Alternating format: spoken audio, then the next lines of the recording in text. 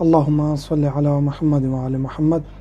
جس طرح مومنین کرام کو معلوم ہے کہ رمضان کریم ہے اور اس کے اعمال اور اس کے مسائل چل رہے ہیں، آج ہم ذکر کریں گے کہ روزہ کن چیزوں سے ٹوٹ جاتا ہے۔ روزے کو توڑنے والی چیزیں ان میں ہے کھانا اور پینا۔ کھانا پینا چاہے جتنی مقدار میں کیوں نہ ہو، جو چیز بھی کھائیں گے، ضرور نہیں ہے کہ کھانے کی چیز ہو، مٹی بھی کھا لیں گے تو بھی روزہ باطل ہو جائے گا۔ پینا، ایسے پینے کی جو بھی چیزیں ہیں جو جس کا پینا شمار ہوتا ہے، جتنی مقدار میں بھی ہم کھائیں گے یا پئیں گے، جان بوجھ کر وہ روزے کو باطل کر دے گا۔ تیسری چیز ہے جماع یا مباشرت۔ مباشرت کرنا، جماع کرنا، اس سے چاہے منی نکلے یا نہ نکلے، مباشرت کرنے سے خاص مقدار کے دخول سے روزہ ٹوٹ جائے گا۔ جان بوجھ کر مباشرت کرنے سے اور خاص مقدار کے دخول سے چاہے منی نکلے یا نہ نکلے، روزے کو توڑ دیتا ہے۔ چوتھی چیز ہے اللہ، رسول اور ائمہ علیہم السلام پر جھوٹ بولنا۔ ایک انسان جان بوجھ کر، ایک خطیب ہے، ایک ایسا انسان ہے جو دنیا دار ہے، وہ ایسے جان بوجھ کر کہتا ہے کہ ہاں جی قرآن میں ایسے لکھا ہوا ہے، فلاں معصوم کا میں نے فرمان پڑھا ہے، چاہے وہ دنیاوی امر ہو، دینی امر ہو، اللہ، اہل بیت، انبیاء پر جھوٹ منسوب کر دینے سے جان بوجھ کر روزے کو باطل کر دیتا ہے۔ غلیظ غبار اور دھوئیں کو حلق تک لے جانا۔ دھواں ہے، کسی چیز کو آگ لگی ہوئی ہے اور اس کا دھواں غلیظ ہے، وہ انسان کو پتہ چل جاتا ہے کہ اس کے دھوئیں میں ایسی چیزیں ہیں جو حلق تک پہنچ جاتی ہیں۔ دھواں یا غبار، دونوں چیزیں، غبار یعنی وہ ہوا جس میں مٹی ہے، آندھی آ جاتی ہے تیز غبار والی، اور اس کو حلق تک لے جانا یا دھوئیں کو، یہ بھی روزے کو باطل کر دیتا ہے۔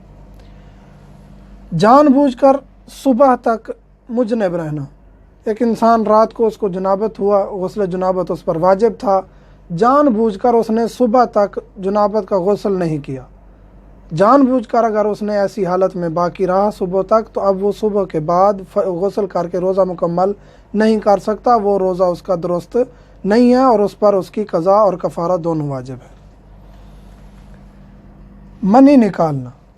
منی نکالنا چاہے مرد ہے چاہے عورت ہے، دونوں کے لیے یہی حکم ہے کہ جو منی نکالیں گے، احتلام اور چیز ہے، احتلام ہو جاتا ہے اس سے روزے کو کچھ نہیں ہوتا۔